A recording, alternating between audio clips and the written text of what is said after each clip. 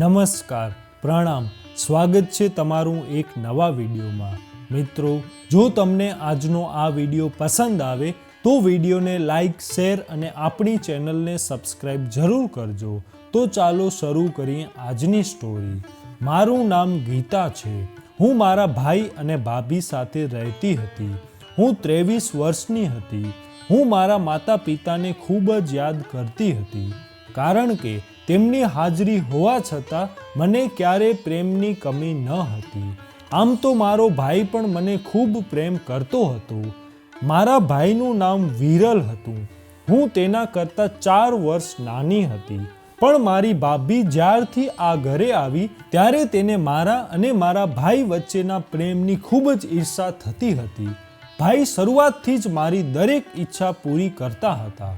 ભાભીના આવ્યા પછી જ્યારે ભાઈએ મને ભાભી જેવી જ વસ્તુઓ આપવાનું શરૂ કર્યું ત્યારે ભાભીનો મૂડ બગડી ગયો। ભાઈ કહેતા હતા કે મારા માટે તમે બંને સરખા છો। તું મારી પત્ની છે અને ગીતા મારી બહેન છે, તેથી જ હું તમારા બંને માટે એક સરખી વસ્તુઓ લાવું છું। ભાઈએ ભાભીને કહ્યું હતું કે મારી બહેન સાથે ક્યારેય ખરાબ વર્તન કરવાનો પ્રયાસ ન કરતી। હું મારી બહેનને ખૂબ પ્રેમ કરું છું। આ જ વાતથી ભાભી થોડી ઉદાસ રહેતી। મારી ભાભીનું નામ ખુશી હતું।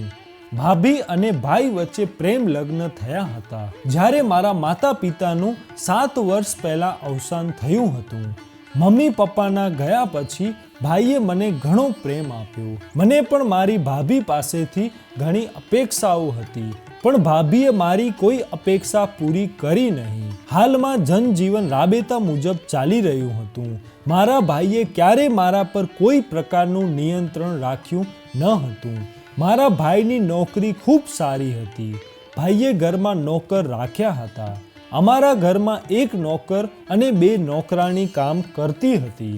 અમારા ઘરની સામે એક નવી કરિયાણાની દુકાન ખુલી હતી। સાંભળ્યું હતું આ ઘર ઘણા સમયથી ખાલી હતું અને હવે એક છોકરાએ અહીં દુકાન ખોલી છે અને આ છોકરાએ આ ઘર પણ ખરીદ્યું છે અને એક મોટી કરિયાણાની દુકાન ખોલી છે। મારો રૂમ બીજા માળે હતો। હું મોટે ભાગે ઘરે કંટાળી જતી હતી, તેથી જ હું મારી બારી પાસે ઊભી રહેતી અને બહારનું દ્રશ્ય જોતી રહેતી। પરંતુ છેલ્લા ઘણા દિવસોથી મારા મામાની દીકરીના લગ્નની તૈયારીઓ ચાલી રહી હતી, તેથી જ મારા માટે ઘરની બહાર નીકળવું વધુ થઈ ગયું હતું। આમ જ એક દિવસ મારી નજર સામે દુકાનવાળા તે છોકરા પર પડી। તે ખૂબ જ સારો હતો। મને ખબર નથી કે તેને જોઈને મારું હૃદય કેમ તેના તરફ ફિદા થઈ ગયું। હું તેને બારીમાંથી જોતી હતી। તે પાડોશના કૂતરાઓની ખૂબ કાળજી રાખતો। તે તેમને પોતાની દુકાનમાંથી બ્રેડ આપતો હતો, તેથી જ જ્યારે તે સવારે વહેલો જાગતો ત્યારે કૂતરાઓનું ટોળું તેની કરિયાણાની દુકાનની બહાર ઊભું રહેતું અને મેં જોયું હતું કે તે છોકરા પાસે ઘણા ભીખ માંગતા લોકો આવતા હતા। તેમણે તેને ક્યારેય ખાલી હાથે જવા દીધા ન હતા। હું તેની સામે જોતી રહેતી અને મનમાં તેને જોઈને હસતી રહેતી। એક દિવસ હું તેને ખૂબ ધ્યાનથી જોઈ રહી હતી, જ્યારે અચાનક તેની નજર મારા તરફ વળી। તેણે જોઈને હું તરત જ બારીમાંથી દૂર ખસી ગઈ। ત્યાર પછી તેણે ધ્યાન આપવાનું શરૂ કર્યું કે મારી નજર ફક્ત તેના પર જ રહે છે, તો ક્યારેક તે મારી સામે જોઈને હસતો। હું ઘરની બહાર જતી ત્યારે પણ તે મને ધ્યાનથી જોતો। લગ્ન દરમિયાન હું તૈયાર થઈને ઘરેથી જતી હતી અને ભાઈની કારમાં બેસતી ત્યાં સુધી તે મારી સામે જોતો રહેતો અને સતત હસતો રહેતો। મને ખબર નથી કે એવું કેમ બન્યું કે હું તેને પ્રેમ કરવા લાગી, હું તેને પસંદ કરવા લાગી। આ બધા પ્રશ્નો મારા મનમાં ઘૂમતા રહ્યા। તેનું નામ કપિલ હતું। અમારા ઘરે જે પણ રાશનની વસ્તુઓ આવતી તે તેની કરિયાણાની દુકાનમાંથી આવતી, કારણ કે તેની કરિયાણાની દુકાન ઘણી મોટી હતી। વાસ્તવમાં હું કોઈની સાથે વધુ વાત કરતી ન હતી, પણ અમારા ઘરમાં 2 નોકરાણી આવતી, ટીના અને મીના, અને બંને મારી ઉંમરની હતી। ભાઈએ ભાભીના કામ માટે એને લગાવી હતી અને મીના મોટા ભાગે મારી સાથે જ રહેતી। તે મારું બધું કામ કરતી, જ્યારે ટીના ભાભી સાથે રહેતી। ભાભીએ તેને પોતાની નાની બહેન બનાવી દીધી હતી. તે હંમેશા તેની સાથે બજારમાં જતી હતી. ભાઈ ભાભીના લગ્નના 2 વર્ષ પછી ભગવાને તેમને સંતાનનું સુખ આપ્યું. ત્યારથી ભાભીને ટીનાનો સાથ મળી ગયો, કારણ કે ટીના તેના બાળકની સંભાળ રાખતી હતી અને જ્યાં પણ ભાભીને જવાનું હોય ત્યાં તે ટીનાને પોતાની સાથે લઈ જતી હતી. અમારા ઘરનો નોકર ગુરપ્રીત પંજાબના એક નાનકડા ગામમાંથી આવ્યો હતો. અમે તેને પ્રેમથી ગુડુ કહીને બોલાવતા હતા. તે ખૂબ જ સરસ છોકરો હતો. ગુડુ ઘરની બહારનું બધું કામ કરતો. તે બપોરે ભાઈને ઓફિસે પણ લઈ જતો. તે ઘરે રાંધવા માટે શાકભાજી પણ લાવતો હતો. જીવન આમ જ ચાલતું હતું. જ્યારે મીનાએ એક દિવસ મને મારી પાસે જોઈ તો તે મારી પાસે આવી અને પૂછ્યું, દીદી, તમે બારી પાસે ઊભા રહીને કેમ હસો છો? મેં કહ્યું, તમે જાણો છો કે હું આખો દિવસ કંટાળી જાઉં છું. તે કહે છે કે મિત્રો સાથે સંગત રાખવાની જરૂર નથી અને હું પોતે પણ એવી નથી. ઘરમાં કોઈ લેન્ડલાઇન નંબર નથી જેના દ્વારા હું મારા કોઈ મિત્રો સાથે વાત કરી શકું. બસ એક તું છો જેની સાથે હું મારા હૃદયનો બોજ હળવો કરી શકું, જેની સાથે હું વાત કરી શકું. તો તેણે મારી સામે હસીને કહ્યું, હા, આ બધું સારું છે, પણ કૃપા કરીને મને કહો કે તમે બારીમાંથી એવું શું જોવો છો કે તમને હસી આવે છે? મેં ઘણી વખત નોંધ્યું છે, હું બધું જાણવા માંગુ છું. મેં કહ્યું, બસ હું જોઉં છું કે બહારની દુનિયા કેટલી સુંદર છે. બસ આ બધું જોઈને હું મનમાં હસતી રહું. બસ થોડા દિવસ આમ વીતી ગયા. કપિલ અને હું એકબીજાને માત્ર નજરથી જ ઓળખતા હતા. હું તેનું નામ પણ જાણતી હતી. આમ એક દિવસ રાત્રિનો સમય હતો જ્યારે ભાઈ ઘરે આવ્યા અને અમે બધા સાથે જમતા હતા. તે જ સમયે અમે વાત પણ કરતા હતા. વાતચીત દરમિયાન ભાઈએ કહ્યું કે અમને બધાને પાડોશી શુક્લાજીના ઘરેથી આમંત્રણ આપવામાં આવ્યું છે અને આપણે બધાએ ત્યાં જવાનું છે. ભાભી પૂછવા લાગ્યા કે તેના ઘરે શું છે? તેણે કહ્યું, તેના ઘરે દીકરાનો જન્મ થયો છે. તેઓ તેમના પુત્રના આગમનની ઉજવણી માટે એક નાનકડો કાર્યક્રમ યોજી રહ્યા છે. તેમણે કહ્યું છે કે દરેકને આવવાનું છે. શુક્લાજીનું ઘર અમારા ઘરની બરાબર બાજુમાં હતું અને તેઓ તેમના ફંક્શન પણ ઘરમાં જ કરતા હતા. ભાભીએ કહ્યું કે ફંક્શન ક્યારે છે? તો ભાઈ કહેવા લાગ્યા કે 2 દિવસ પછી છે. તો ભાભીએ કહ્યું, અમે ત્યાં કેવી રીતે જઈ શકીએ?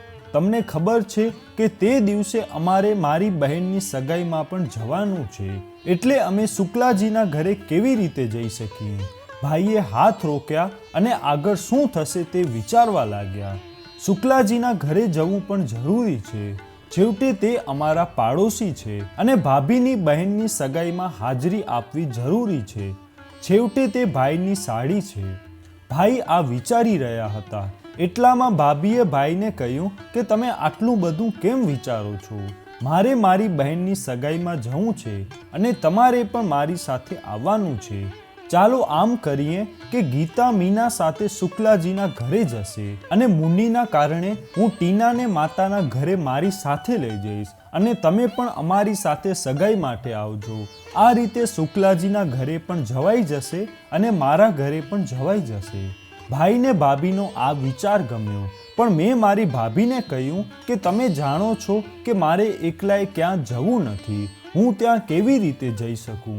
ભાભી કહેવા લાગ્યા કે તું એકલી ક્યાં હશે? મીના તારી સાથે જશે અને ગમે તેમ કરીને તમારે થોડા 2-3 દિવસ રહેવા જવું છે. થોડી વાર જાઓ, ભોજન કરો અને ત્યાં 2-3 લોકો સાથે થોડી વાર વાત કરો. તે પછી ઘરે આવો. ભાઈ બોલવા લાગ્યા કે હા ગીતા, તારી ભાભી બિલકુલ સાચી છે. આપણે આપણા પાડોશના લોકો સાથે પણ આપણા સંબંધોને નબળા ન કરવા જોઈએ. મીનાએ મને ઈશારાથી કહ્યું કે બહેન, હું તમારી સાથે આવીશ. તેથી જ હું ચૂપ રહી. 2 દિવસ પછી હું અને મીના પડોશના ઘરે જવા તૈયાર થયા. ભાઈ અને ભાભી પણ સગાઈમાં જવા તૈયાર હતા. મીના અને હું શુક્લાજીના ઘરે ગયા હતા. ત્યાં ગયા પછી અમને જરા પણ અસ્વસ્થતા ન લાગી. શુક્લાજીના પત્ની અને બહેનો મારી સાથે ખૂબ સારી રીતે વાત કરતી હતી. મને ખૂબ સારું લાગ્યું. મેં તેના બાળક માટે ભેટ લીધી હતી, તે પણ આપી. એ પછી અમે જમવા ગયા. હું અને મીના જમવા ગયા જ્યારે અચાનક મારી નજર કપિલ પર પડી. ત્યારે તે પણ ત્યાં આમંત્રિત હતો અને ભોજન કરી રહ્યો હતો. તેને જોઈને હું ખુશ થઈ ગઈ. આજે મેં તેને ખૂબ નજીકથી જોયો. તે ખરેખર ખૂબ સરસ હતો. જ્યારે તેણે મને શુક્લાજીના ઘરે જોઈ ત્યારે તે મને જોઈને ખુશ થઈ ગયો. એવું લાગતું હતું કે તેના હાવભાવથી મને કંઈક કહેવાનો પ્રયત્ન કરી રહ્યો છે, પણ ત્યાં ઘણા લોકો હોવાથી મેં તેને અવગણવાનો પ્રયાસ કર્યો. પણ હવે મને સમજાયું કે તે મને પ્રેમ કરવા લાગ્યો હતો અને હું પણ મારા દિલમાં તેને પ્રેમ કરતી હતી. તે દિવસે અમે શુક્લાજીના ઘરેથી પાછા ફર્યા હતા, પણ હું બહુ ખુશ હતી. અમારા આગમન પછી થોડી વારમાં ભાઈ અને ભાભી પણ ઘરની અંદર પ્રવેશ્યા. હું ખુશીથી મારી ભાભીને કહી રહી હતી કે શુક્લાજીના ઘરે જઈને મને ખૂબ જ આનંદ થયો અને તેમના પરિવારને મળ્યા પછી પણ ખબર નહીં કેમ ભાભીએ આશ્ચર્યતાથી મારે સામે જોયું. ભાભીએ કહ્યું કે આજે તું બહુ ખુશ દેખાઈ રહી છે. ભાભીના પ્રશ્નથી ખુશી થોડી ઓછી થઈ ગઈ હતી. ભાભીએ કહ્યું, પહેલા મેં તને ક્યારે આટલી ખુશ જોઈ નથી કે પડોશીઓ કે સગાવાલાને મળવા જઈને આટલી ખુશ પાછા આવ્યા નથી. આખરે મામલો શું છે? મેં કહ્યું, ના ભાભી, કોઈ વાત નથી, બસ આમ જ. આમ થોડા દિવસો વીતી ગયા અને ટીના અને મીનાએ તેના ગામ પાછા જવાની તૈયારી શરૂ કરી. મેં બંનેને કહ્યું કે તમે લોકો તમારા ગામમાં કેમ પાછા જવા માંગો છો? તમે લોકો અહીં જ રહો તો ઘરના કેટલાય કામ ઉકેલાઈ જાય. તે કહેવા લાગી કે બહેન, તમે કોઈ બીજાને નોકરીએ રાખજો. ટીના અને મીના એક જ ગામના રહેવાસી હતા. ટીનાનો સંબંધ ફાઇનલ થઈ ગયો. બંને બાળપણના મિત્રો હોવાથી ટીનાના કારણે મીના અહીં કામ કરતી હતી. પણ હવે મીનાએ ટીના સાથે જવાનું નક્કી કર્યું હતું કારણ કે બંને અહીં સાથે આવ્યા હતા. ભાભીએ પણ બંનેને રોકવાનો પ્રયાસ કર્યો હતો, પરંતુ મીના અહીં એકલી રહેવા માંગતી ન હતી. બંનેએ ભાઈ પાસેથી પગાર લીધો, સામાન પેક કર્યો અને પોતાના ગામ પાછા ગયા. અહીં ઘરે હું મીના વિના ખૂબ જ એકલતા અનુભવતી હતી. હવે હું એકલી રૂમમાં બેસી રહેતી અને મારું ધ્યાન વારંવાર કપિલ તરફ જતું. ઘણીવાર ભાભી પણ રૂમમાં આવીને મને કોઈ કામ માટે બોલાવે એટલે હું કપિલના વિચારોમાં ખોવાયેલી હોતી. તે કહેતી, તને શું થયું છે? એકલા બેસીને તું ક્યાં ખોવાઈ જાય છે? મેં કહ્યું, ભાભી, શું થયું? તેણીએ કહેવાનું શરૂ કર્યું કે મેં તને ચા બનાવવાનું કહ્યું હતું. હું પણ પીવું અને તમે પી શકો છો. અને જ્યારથી તે બે છોકરીઓ ગઈ છે ત્યારથી ઘરના કામમાં મોટી સમસ્યા થઈ રહી છે. મેં કહ્યું, ઓકે, હું ચા બનાવું છું. પણ ભાભીએ મારો હાથ પકડ્યો અને મને રોકવા લાગી. તેણીએ કહ્યું, હવે પહેલા મને કહો કે તમે ક્યાં ખોવાઈ ગયા છો? મેં મારી ભાભીને ટાળવાનો ખૂબ પ્રયાસ કર્યો તો તે કહેવા લાગી, ગીતા, જુઓ, હું તને તારી મોટી બહેન કહું છું કારણ કે મેં તને હંમેશા મારી નાની બહેન કહી છે. તમે મારા માટે મારી સગી બહેન છો. જો કંઈ પણ જે તમને પરેશાન કરી રહ્યું હોય અથવા જો તમે મૂંઝવણમાં છો તો તમે તેને મારી સાથે શેર કરી શકો છો. કદાચ હું તમને મદદ કરી શકું કારણ કે જ્યારથી તમે શુક્લાજીના ઘરેથી આવ્યા છો તમારા વિચારો મને ખૂબ જ અલગ લાગે છે. શુક્લાજીના ઘરે એવું શું થયું હતું? ભાભી મારી નજીક આવ્યા અને તેઓએ મારો હાથ પકડ્યો. મેં કહ્યું, હા ભાભી, કેમ નહીં, ચોક્કસ તમે મારા માટે મારી મોટી બહેન જેવા છો. જે હશે તે હું તમને ચોક્કસ કહીશ. મેં પણ મારી ભાભીના હાથને જોરથી પકડીને આ કહ્યું. તે પછી હું રસોડામાં ગઈ અને ભાભી અને મારા માટે ચા તૈયાર કરી. મેં જોયું તો ગુડ્ડુ ભૈયા પણ દરવાજા પાસે બેઠા હતા. મેં તેને પણ ચાનો કપ આપ્યો. હવે માત્ર ભાભી અને હું રસોડામાં કામ કરતા હતા. ભાભીએ ભાઈને કહ્યું હતું, નોકરાણી માટે વ્યવસ્થા કરો અને દર વખતની જેમ 2 નોકરાણી હોવી જોઈએ કારણ કે ઘરનું કામ ઘણું છે અને તેના પુત્રની કાળજી લેવા માટે ભાભીને એક અલગ નોકરાણીની પણ જરૂર હતી. પણ અત્યારે નોકરાણીની વ્યવસ્થા કરવી શક્ય ન હતી એટલે ભાભી અને મારે ઘરના બધા કામ એક સાથે કરવા પડતા. હું ચૂપચાપ ઘરનું કામ કરતી પણ ભાભી કામ કરતી વખતે બહુ ગુસ્સે થઈ જતી. હું હવે મારી ભાભીથી ડરતી હતી કારણ કે હવે ભાભીનું ધ્યાન ફરી મારા તરફ હતું. ભાભી મને ઘણી બધી વાતો કહેતા હતા. તેમજ તે કહેતી હતી કે મેં તને ઘણીવાર કહ્યું છે, જો તમે કોઈ કારણસર પરેશાન હો તો તમે મને કહી શકો છો, પણ ના, તમે કોના વિચારોમાં ખોવાયેલા રહો છો અને કામ બગાડતા રહો છો. હવે હું હારી ગઈ હતી અને મેં મારી ભાભીને કહ્યું કે મારે તમારી સાથે કોઈ અગત્યની વાત કરવી છે. કંઈક વિચારીને મેં મારી ભાભીને કહ્યું. મેં વિચાર્યું કે હવે સમય આવી ગયો છે કે મારે ભાભીને બધું કહેવું જોઈએ. તેથી મેં મારી ભાભીને મારી પસંદગી વિશે બધું કહ્યું. પરંતુ મને ખબર નહોતી કે તે મારા જીવનની સૌથી મોટી ભૂલ હશે. ભાભી કહેવા લાગી, હા બોલો, શું વાત છે? ભાભી કદાચ આની રાહ જોઈ રહ્યા હતા. મેં તેને કહ્યું, તમે પહેલાં વચન આપો કે તમે ભાઈને કંઈ પણ કહેશો નહીં. મેં મારી ભાભી સાથે વાત કરી તો ભાભી કહેવા લાગી કે જો ગીતા, તમને મારા પર વિશ્વાસ ન હોય તો મને ના કહો. ભાભીએ સહેજ ગુસ્સામાં આ વાત કહી અને પછી તે ઊભી થઈ ગઈ અને ત્યાંથી જવા લાગી. પણ મેં તેનો હાથ પકડ્યો. મેં કહ્યું, ના ભાભી, એવું કંઈ નથી. હું તમારા પર સૌથી વધુ વિશ્વાસ કરું છું. જ્યારે મેં મારી ભાભીને કહ્યું ત્યારે તે નીચે બેસી ગઈ. મેં ગભરાઈને કહ્યું, ભાભી, હકીકત એ છે કે હું કોઈના પ્રેમમાં પડી ગઈ છું.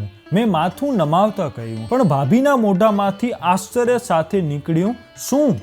અને તેનું આવું વર્તન પણ બરાબર હતું, કારણ કે આજ સુધી મેં તેને એવું કશું કહ્યું ન હતું કે મારામાં હોશિયાર છોકરી જેવું કંઈ ન હતું. હું એક શરીફ અને સંસ્કારી છોકરી હતી અને મારી ભાભી મારા તરફથી પ્રેમ વિશે સાંભળીને આશ્ચર્યચકિત થઈ ગઈ.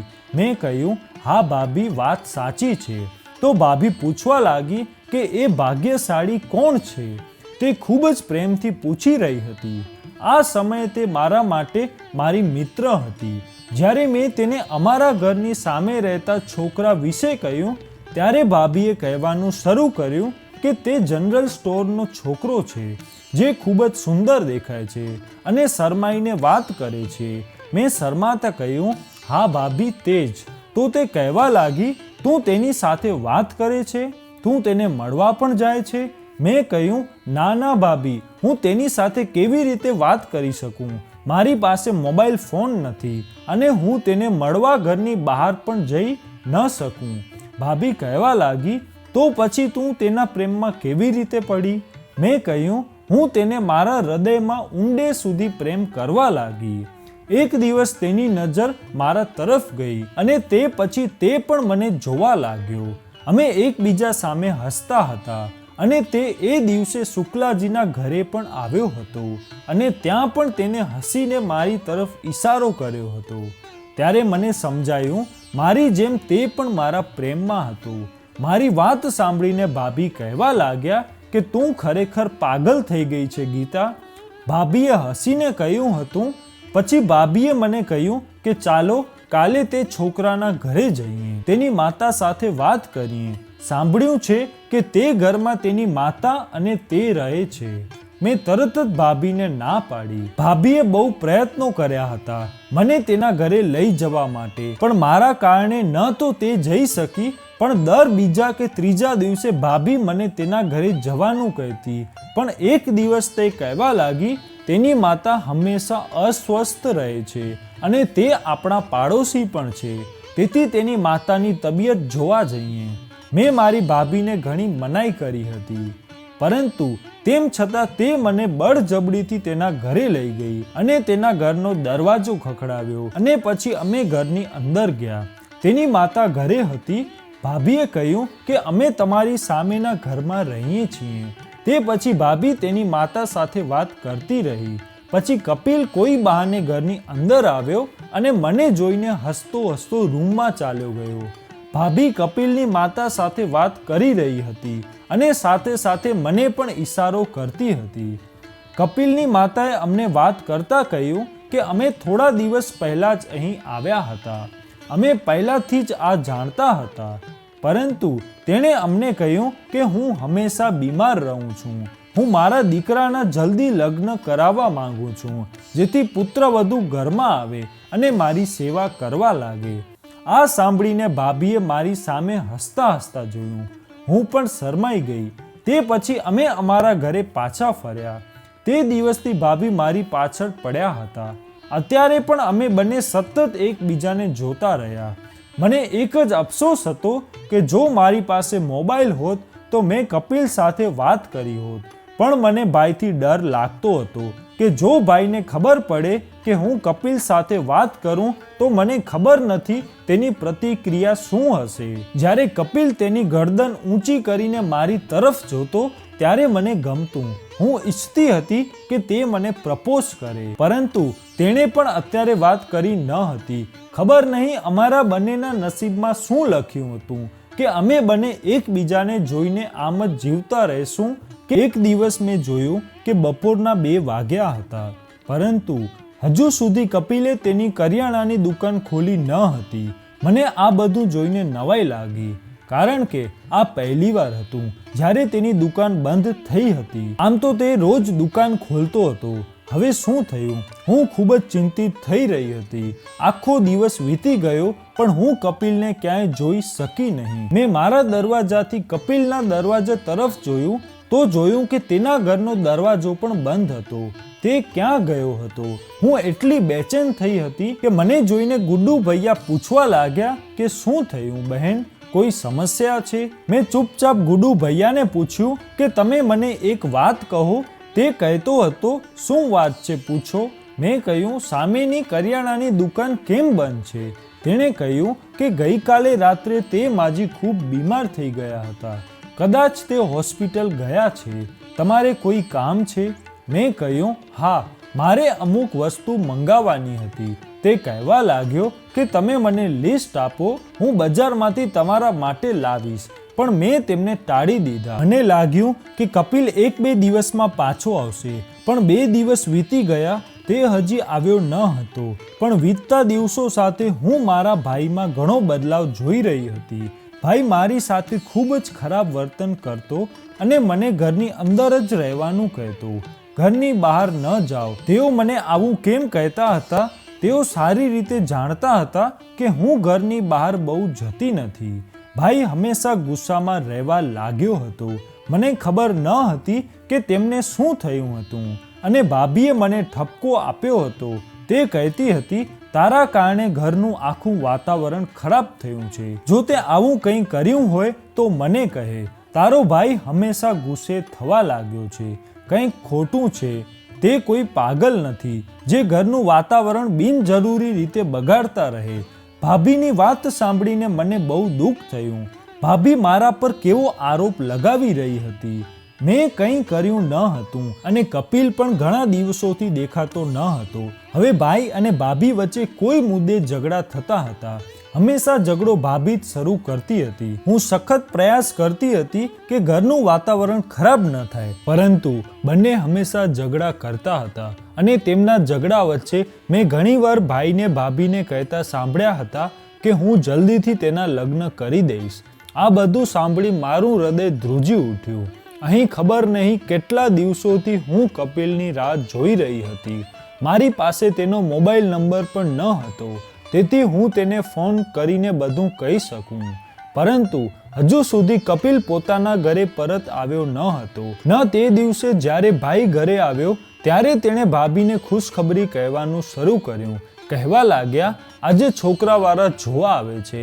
બસ પ્રાર્થના કરો કે આ સંબંધ નક્કી થાય, કારણ કે તેઓ ખૂબ અમીર છે. મરતા પહેલા મેં મારા મમ્મી પપ્પાને વચન આપ્યું હતું કે હું ગીતાના લગ્ન સારા પરિવારમાં કરાવીશ, જ્યાં આપણી ગીતા ખૂબ ખુશ હોય. હું ઈચ્છું છું કે મારું આ વચન પૂરું થાય. ભાઈએ ગુડ્ડુ ભૈયાને નાસ્તો લાવવા કહ્યું અને કહ્યું કે કોઈ વસ્તુની કમી ન થવી જોઈએ. ભાઈ તે દિવસ ઓફિસે પણ ગયા ન હતા. ભાઈએ મારી સાથે વાત ન કરી. તેણે ભાભીને કહ્યું હતું કે મને સારી રીતે તૈયાર કરવી, અને જો આજે ગીતા તેને ગમશે તો તેનું નસીબ પણ બદલાઈ જશે. આ બધું સાંભળીને ભાભીને નવાઈ લાગી. જ્યારે ભાઈએ તેને કહ્યું કે એ લોકો ખૂબ જ અમીર છે, ભાભી મારી પાસે આવ્યા અને પૂછ્યું હવે શું થશે? તમારા અને કપિલ વચ્ચેનો પ્રેમ રહેશે? મેં કહ્યું ભાભી મને ભાઈના ગુસ્સાથી બહુ ડર લાગે છે. પછી તે કહેવા લાગી આજે તમારો ભાઈ ઘરે છે, આ વિશે વધારે વાત ન કરો. છોકરાવાળા સાંજે મને મળવા આવ્યા અને તેઓએ મને તરત જ પસંદ કરી લીધી. તે એક મોટી કારમાં આવ્યા અને મને ઘણા પૈસા પણ આપ્યા. લગ્નનું પણ ટૂંક સમયમાં કહ્યું. છોકરો અમેરિકામાં ખૂબ સારી નોકરી કરતો હતો અને લગ્ન પછી તે મને પોતાની સાથે લઈ જવાનો હતો. છોકરો દેખાવમાં પણ ઘણો સારો હતો.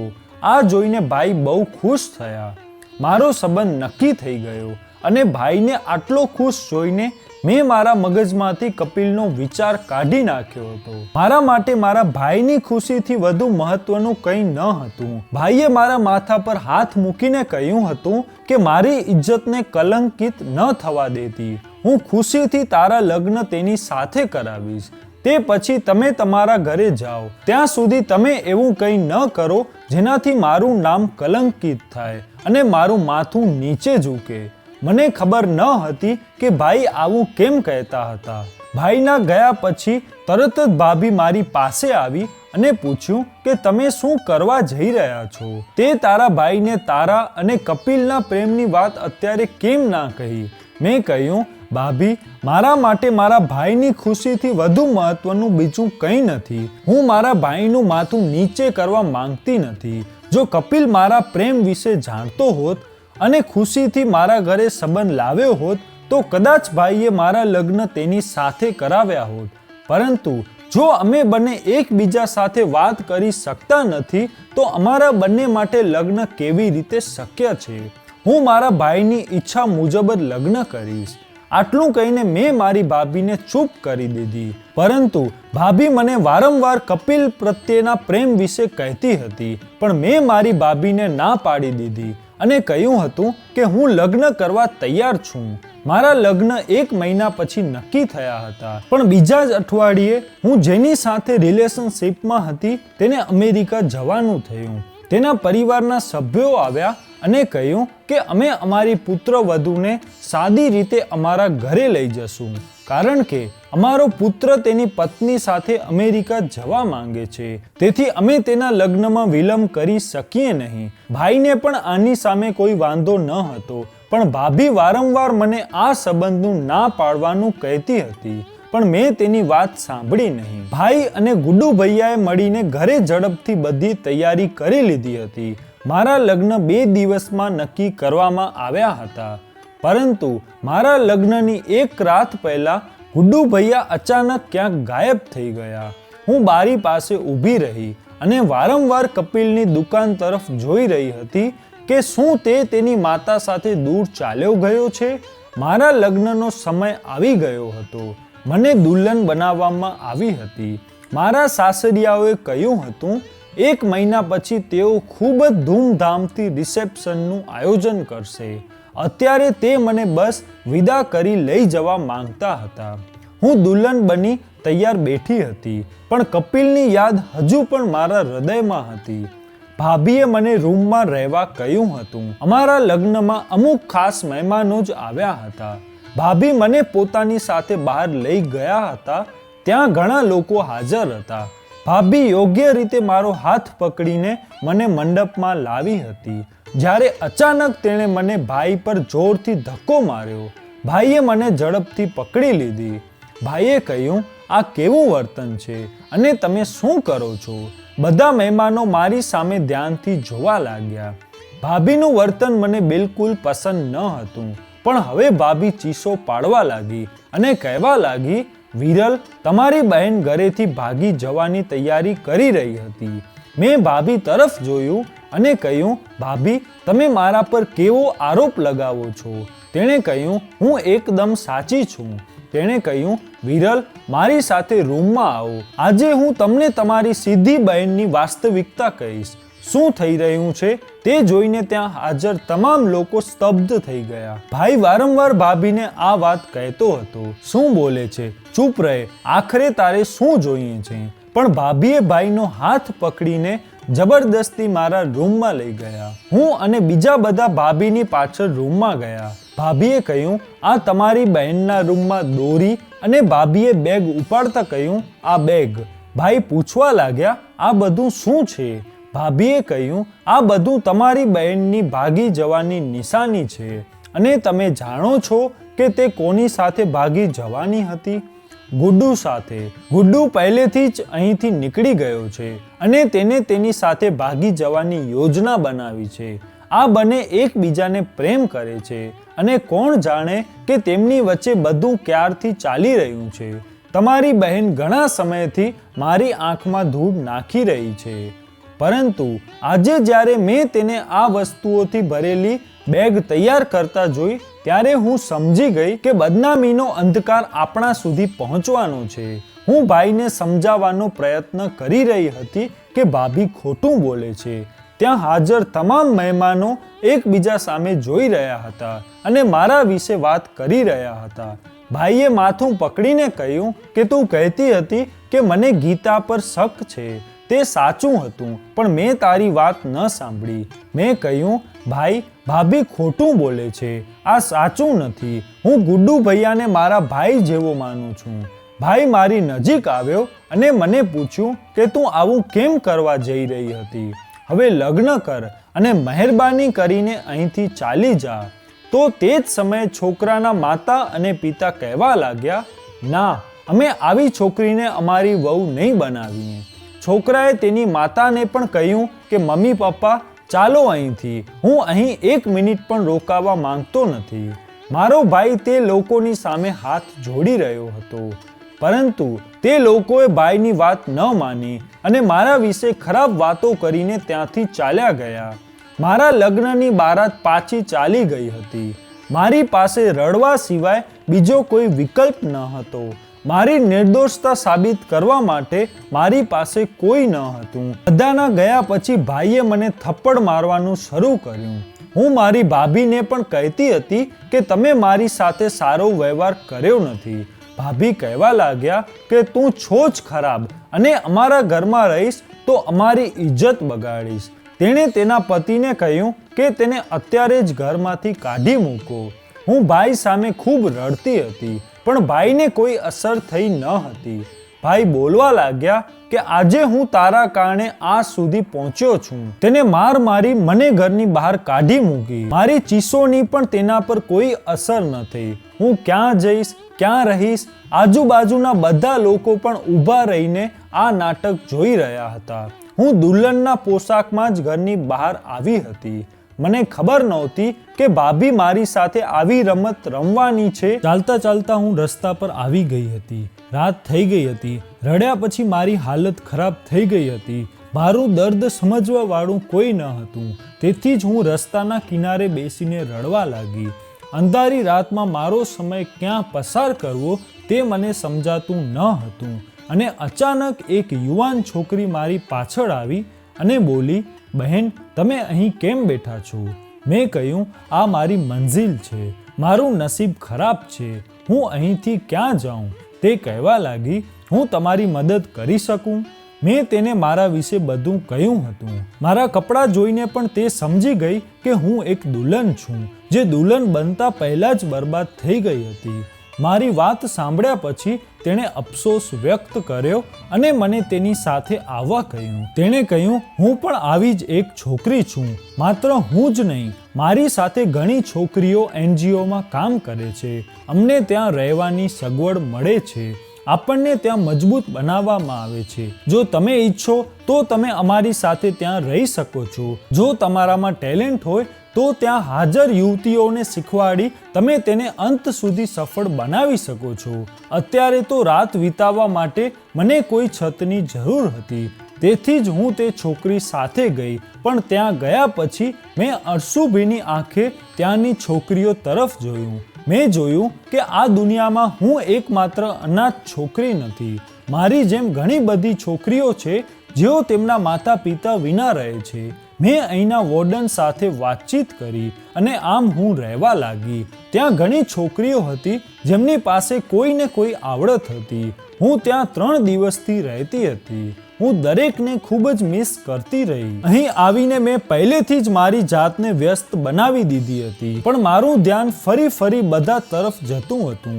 ઘણા દિવસો સુધી ત્યાં રહ્યા પછી મને તેની આદત પડી ગઈ. મેં ત્યાંના બધા કામ કરવા માંડ્યા. એક દિવસ વોર્ડને મને કહ્યું, આજે રાશન આવવાનું છે, હમણાં એક છોકરો રાશન આપવા આવશે, તો કાગળ પકડો અને બધું રાશન બરાબર રખાવી દો. તેથી હું ત્યાં ઊભી જ રહી અને તેની રાહ જોવા લાગી. થોડી વાર પછી એક રિક્ષા આવી અને એક છોકરો તેમાંથી નીચે ઉતર્યો અને રાશનની વસ્તુઓ ઉતારવા લાગ્યો. જ્યારે અચાનક મારી નજર પેલા છોકરા પર પડી તો હું આશ્ચર્યચકિત થઈ ગઈ, કારણ કે મારી સામેનો છોકરો બીજો કોઈ નહીં પણ કપિલ હતો. તેની નજર પણ મારા તરફ ગઈ હતી. મને જોયા પછી જાણે તે બધું જ ભૂલી ગયો હતો. સામાન તેને ત્યાં જ ફેંકી દીધો અને કહેવા લાગ્યો, તમે ક્યાં ગયા હતા અને તમને ખબર છે તમારો ભાઈ તમારા માટે કેટલો ચિંતિત છે અને તમે અહીં શું કરી રહ્યા છો? મેં કહ્યું, તમે શું બોલો છો અને તમે ક્યાં ગયા હતા?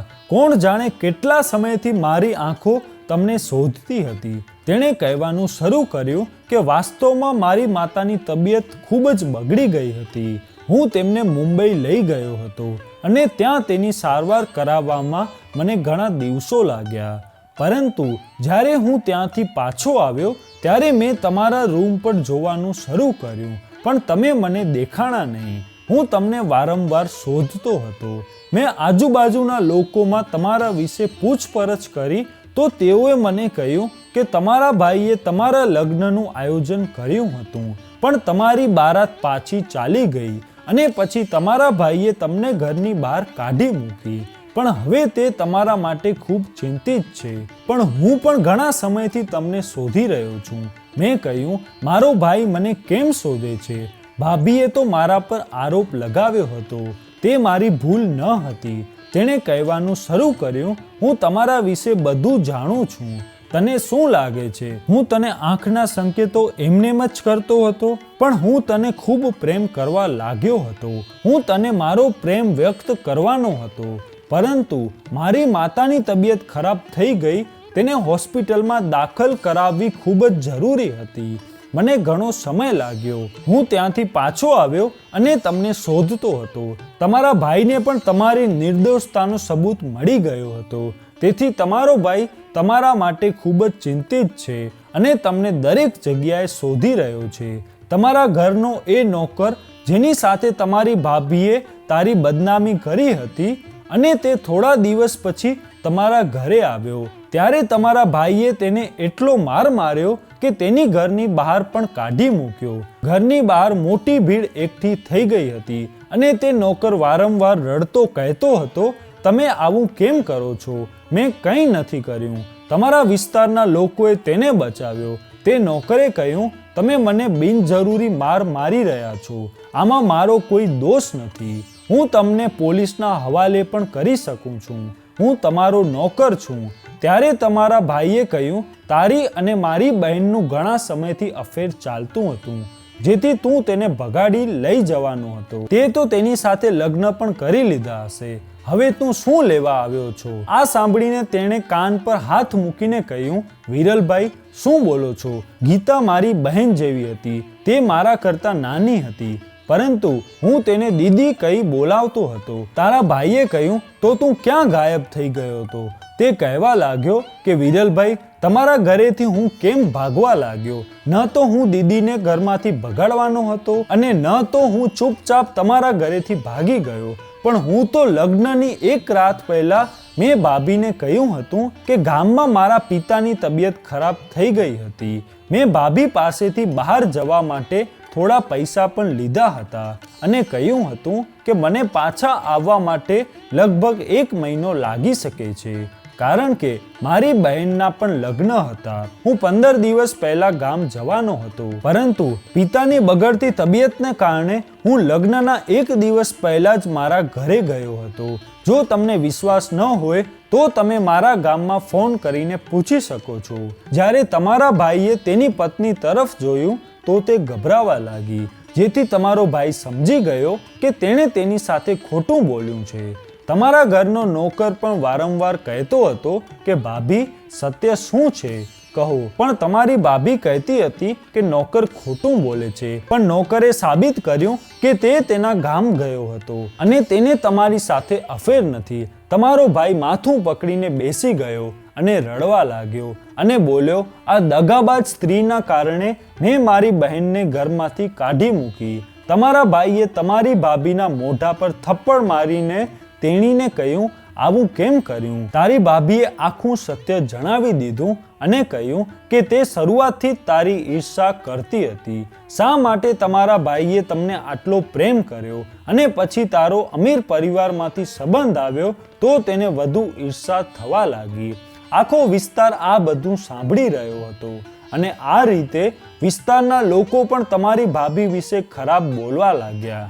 ત્યારથી તમારો ભાઈ તમને શોધવા નીકળી પડ્યો. તે તમને શોધી રહ્યો છે અને હું પણ ઘણા સમયથી તમને શોધી રહ્યો છું, કારણ કે હું માત્ર તને પ્રેમ કરું છું. કૃપા કરીને મારી સાથે તમારા ઘરે આવો અને તમારા ભાઈને માફ કરો. આજે કપિલ મારી નજર સામે ઊભો હતો. તે મારા પ્રત્યેનો પ્રેમ વ્યક્ત કરી રહ્યો હતો. કપિલ મને તેની સાથે મારા ઘરે લાવ્યો હતો. જ્યારે મારા ભાઈને ખબર પડી કે હું ઘરે પાછી આવી તો તેની ખુશીની કોઈ સીમા ન હતી. રડતા રડતા તેણે મને ગળે લગાડી અને તે મારી પાસે માફી માંગી રહ્યો હતો. ભાભી પણ મારી પાસે માફી માંગી રહી હતી. મેં તે બંનેને માફ કરી દીધા હતા. ભાઈને પોતાની ભૂલ બદલ ખૂબ પસ્તાવો થઈ રહ્યો હતો. બીજી બાજુ ભાભીને પણ પસ્તાવો થઈ રહ્યો હતો, કારણ કે ભાઈએ તેને ખૂબ ઠપકો આપ્યો હતો અને એમ પણ કહ્યું હતું કે જો મારી બહેન નહીં મળે તો હું તને છૂટાછેડા આપી દઈશ. આ વાતથી ભાભી બહુ ડરી ગયા. ભાભીને હંમેશા લાગતું કે ભાઈ મને વધારે મહત્વ આપે છે, એટલા માટે તેણે અમારા ભાઈ અને બહેન વચ્ચે અણબનાવ સર્જ્યો અને મારા પર મારા જ ઘરના નોકર સાથે સંબંધ હોવાનો આરોપ લગાવ્યો. ભાભી પોતાની ભૂલો માટે માફી માંગતી હતી. કપિલે ભાઈને કહ્યું હતું કે હું તમારી બહેનને પ્રેમ કરું છું.